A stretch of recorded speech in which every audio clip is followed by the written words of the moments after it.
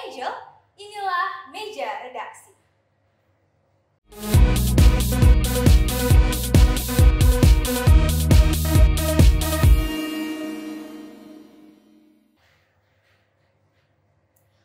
Ultimates, kekayaan petinggi HP Labels, Bang Si-hyuk, dan petinggi Samsung Electronics, Lee Jae-yong dikabarkan menurun secara signifikan dibandingkan dengan jumlah kekayaannya tahun lalu. Apa yang menjadi penyebab hal itu bisa terjadi? Mari kita simak liputannya. Bang Si-hyuk, pendiri Big Hit Music dan produser musik Hype Labels yang menempati ranking 16 orang terkaya di Korea Selatan, mengalami penurunan jumlah kekayaan dibandingkan tahun 2022 yang lalu. Di tahun 2023 ini, kekayaan Bang PD tercatat sebesar 1,9 miliar dolar Amerika. Di tahun lalu, kekayaannya mencapai 3,3 miliar dolar Amerika. Lee Jae-yong, eksekutif chairman Samsung Electronics, juga diketahui mengalami penurunan kekayaan sebesar 2 miliar dolar Amerika dibandingkan tahun sebelumnya. Menurut Forbes, penurunan harta konglomerat Korea tersebut disebabkan oleh jatuhnya pasar saham dan melemahnya nilai mata uang won Korea Selatan. Apakah benar hal tersebut dapat memengaruhi kondisi keuangan para konglomerat di Korsel? Berikut penjelasannya. Ya, sebetulnya ini adalah rentetan dampak ya dari normalisasi suku bunga di Amerika Serikat tadi. Nah, karena yang terjadi berikutnya adalah ketika kemudian nilai tukar, ya, ini case-nya hampir sama dengan rupiah ya. Jadi ketika nilai tukar won tadi itu melemah begitu, pertama itu tentu saja akan memukul negara yang bersangkutan ya dalam konteks transaksi perdagangannya. Terus yang kedua, karena suku bunga terus cenderung naik, apa implikasinya? Sektor realnya jadi nggak bergerak begitu. Jadi kalau mau pinjam ke bank lebih mahal, implikasinya adalah di pasar sahamnya jadi nggak bergairah ya. Meski kekayaannya menurun, prestasi Bang Si-hyuk di industri musik masih tak tertandingi. Bang Si-hyuk telah memenangkan banyak penghargaan pada tahun 2022, bahkan sempat melakukan wawancara dengan Billboard terkait kesuksesannya dalam upaya akuisisi SM Entertainment pada bulan Maret lalu. Eugenia Stefani, Thorik Ilham melaporkan untuk Women TV. Wah, optimis, ternyata kurs yang menurun sangat berpengaruh ya bagi perekonomian suatu negara. Beralih ke berita berikutnya, sejak beberapa minggu terakhir, Indonesia memasuki musim pancaroba.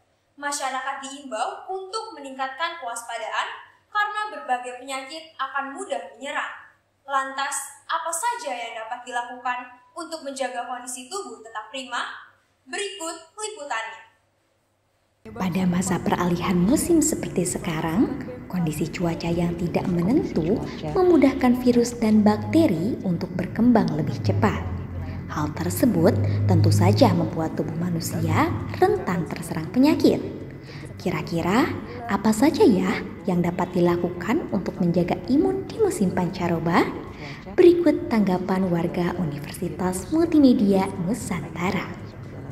Jadi aku sih selama musim pancaroba nggak sakit ya, puji Tuhan nggak sakit.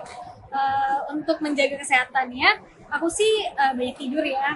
Banyak makan juga sama olahraga yang cukup, karena kan kalau kita ngerjain tugas kuliah kan duduk pasti sakit sininya, jadi aku sering stretching gitu, keluar kena sinar matahari gitu aja sih. Mungkin untuk sakit berat itu mungkin nggak ada ya, tapi mungkin kayak sakit ringan aja kayak batuk, pilek, bersin gitu. Nah, untuk cara cegahnya sih lebih ke time management ya, sama kayak lebih ngatur pola makan juga, sama lebih banyak istirahat, sama minum vitamin. Sama jaga tuh kesehatannya setiap Pernah, jadi waktu itu aku 2 kali ngalamin kayak flu gitu. Terus waktu pertama kali tuh tenggorokanku sampai kayak gak bisa nengok lehernya gitu, kayak sakit banget. Gua ngatasinnya waktu itu aku setiap hari minum vitamin D 2 kali dalam sehari gitu, sama aku minum Zegavit, sama kalau misalnya tenggorokanku udah sakit, aku bayangin minum gitu. Tiara Dara Clarissa, Feby Amelia melaporkan untuk UMN TV.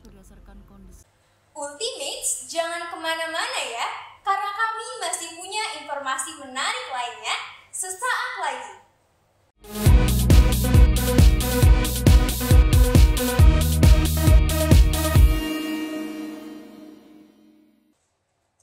Ultimates, 1 Mei di Indonesia identik dengan aksi unjuk rasa para buruh untuk menyampaikan aspirasi mereka.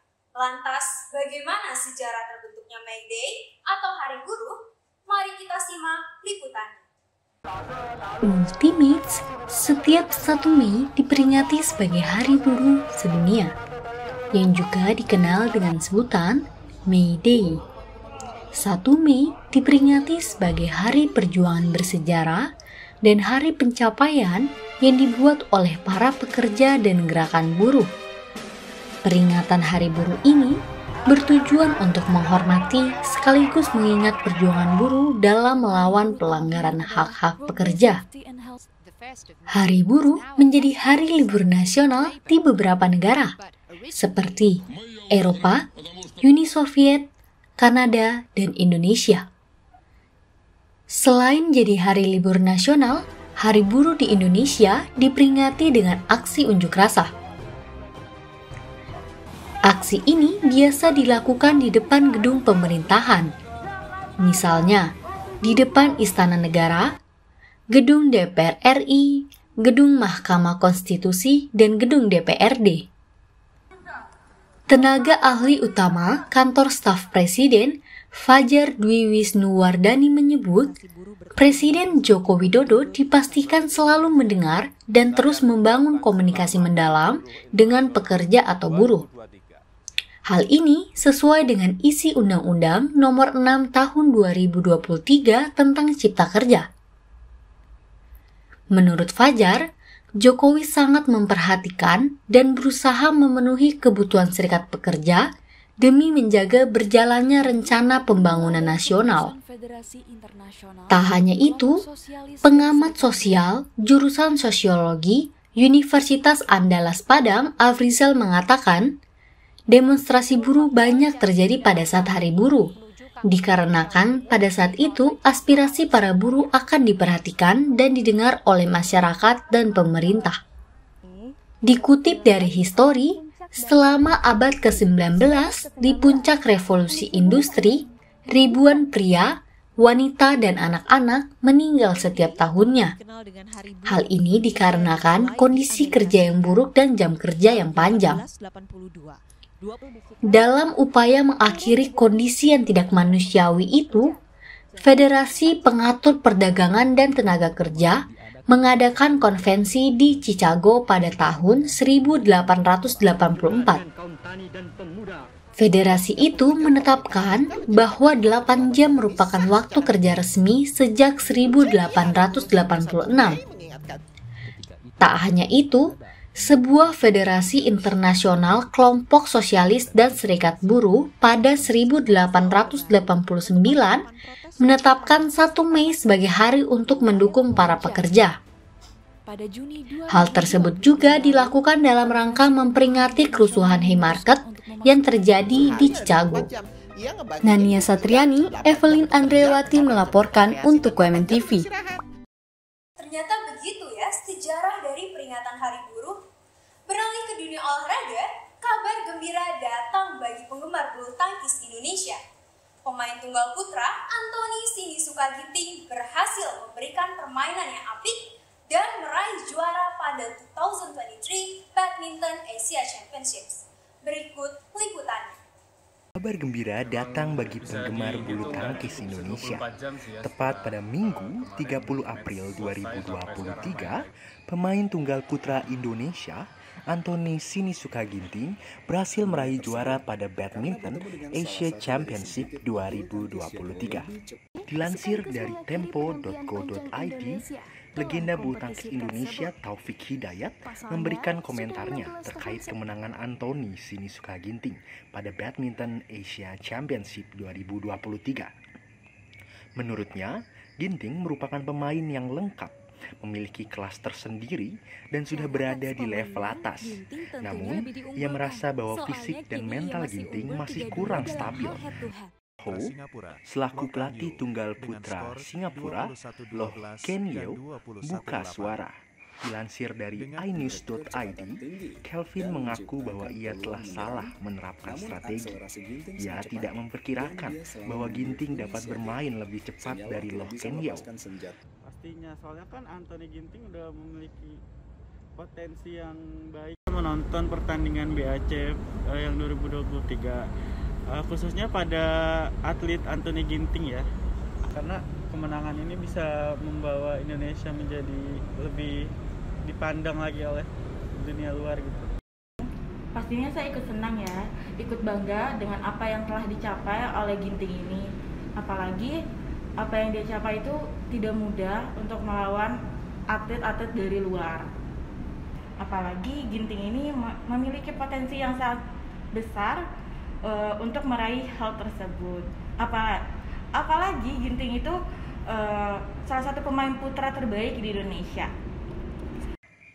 Pada akhirnya, tunggal putra peringkat 2 dunia, Anthony Ginting, mampu memberikan permainan yang apik melalui kemenangannya atas pemain Singapura Loh Ken Yew. Saya kemenangan Anthony Ginting waktu final itu tentu membuat satu negara Indonesia ini bangga ya, apalagi pemerintah gitu. Tapi kan akhirnya jadinya buat para atlet olahraga yang di badminton itu lebih terpercaya juga mampu pemerintah, dan kita semua kira bangga gitu, masyarakat juga ikut senang melihat anak bangsa. Kemenangan Anthony Ginting dalam Badminton Asia Championship 2023 kembali menghiasi sejarah panjang dunia bulu tangkis Indonesia. Semoga dunia bulu tangkis Indonesia bisa terus berkembang. Nicholas Putra, Yasmin Ahzara, melaporkan untuk UMN TV. Ya Ultimates, sekian berita terupdate yang dapat kami sampaikan. Jangan lupa untuk tetap saksikan Meja Redaksi setiap Senin pukul 7 malam hanya di UMN TV.